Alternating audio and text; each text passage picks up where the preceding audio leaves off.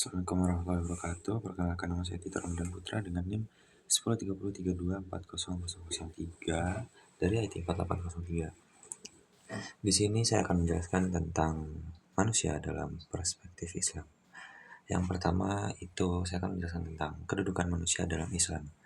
Yaitu dalam Islam, manusia adalah makhluk yang dimuliakan oleh Allah Subhanahu wa taala dan memiliki kedudukan yang tinggi dibandingkan makhluk lainnya.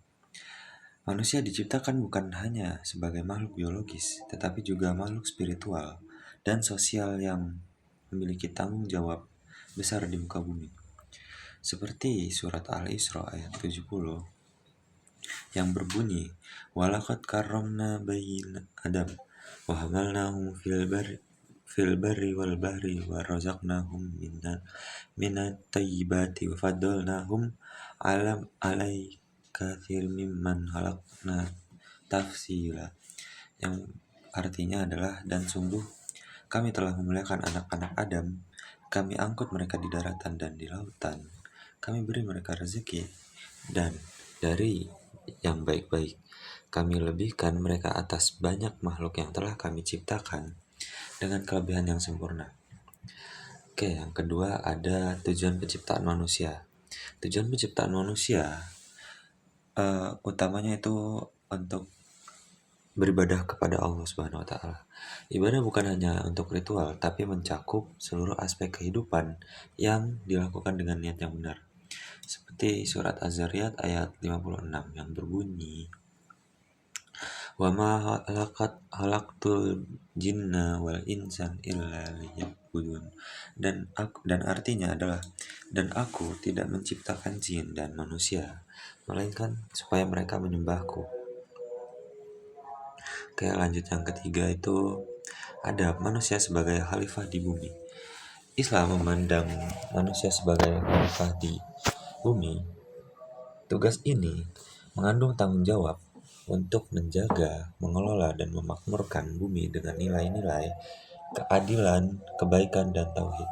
Seperti surat Al-Baqarah ayat 30 yang berbunyi, "Wa id qala rabbuka lil malaikati inni ja'ilun fil ardi khalifah qalu ataj'alu fiha may yufsidu fiha wa yusfiku dima wa nahnu nusabbihu bihamdika wa nuqaddisu lak qala inni a'lamu ma la ta'lamun."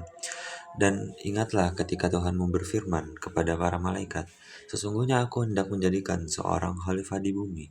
Mereka berkata, "Apa engkau hendak menjadikan orang yang merusak dan menumpahkan darah di sana? Sedangkan kami bertasbih memujimu dan menyucikan namamu."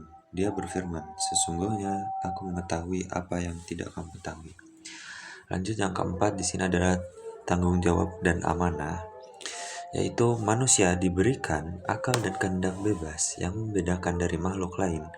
Karena itu manusia memikul amanah yang besar dan tidak disanggupi oleh langit, bumi, dan gunung. Seperti surat Al-Ahzab ayat 72 yang berbunyi, "Inna aradna amanata 'ala samawati wal ardi wal jibali fa'abaina an yahmilnaha wa asfa'na minha wa hamalaha al-insan innahu kana zaluman jahula."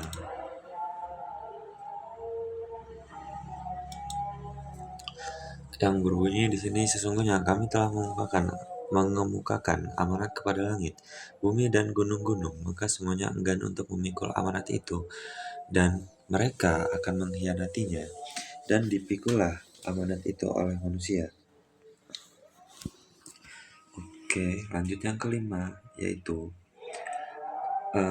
tentang pertanggungjawaban manusia, yaitu setiap perbuatan manusia akan dimintai pertanggungjawaban di akhirat. Islam menekankan pentingnya kesadaran akan hisab atau perhitungan amal. Di sini ada surat Al-Zalzalah 7-8 yang berbunyi, "Faman ya'mal mithqala dzarratin syarran yarah wa man ya'mal mithqala dzarratin syarran yarah." Artinya yaitu, barang siapa yang mengerjakan kebaikan seberat zarah pun, niscaya dia akan melihat balasannya, dan barang siapa mengerjakan kejahatan seberat zarah pun, niscaya dia akan melihat balasannya pula. Yang artinya itu jika kita melakukan kebaikan sekecil apapun, maka kita akan mendapat balasan yang setimpal. Dan jika kita melakukan kejahatan sekecil apapun, kita juga akan mendapatkan balasannya setimpal. Lalu ada kesimpulan di sini, yaitu adalah manusia dalam Islam adalah makhluk yang mulia, yang memiliki tugas dan tanggung jawab yang besar sebagai hamba dan khalifah Allah. Penciptaan penuh makna dengan potensi besar untuk meraih derajat tinggi atau sebaiknya tergelincir ke tempat yang rendah. Oleh karena itu, manusia perlu terus untuk berusaha menyempurnakan ibadah, akhlak dan amalnya di dunia. Jika tidak, eh, semua yang didapatkan selama mereka hidup akan sia-sia. Karena jika kita tidak beribadah, tidak melakukan sesuatu yang berguna, hidup kita hanya dimanfaatkan untuk bersenang-senang, tidak ada menyembah kepada Tuhan kita akan tidak akan mendapatkan apa-apa balasannya di surga kelak.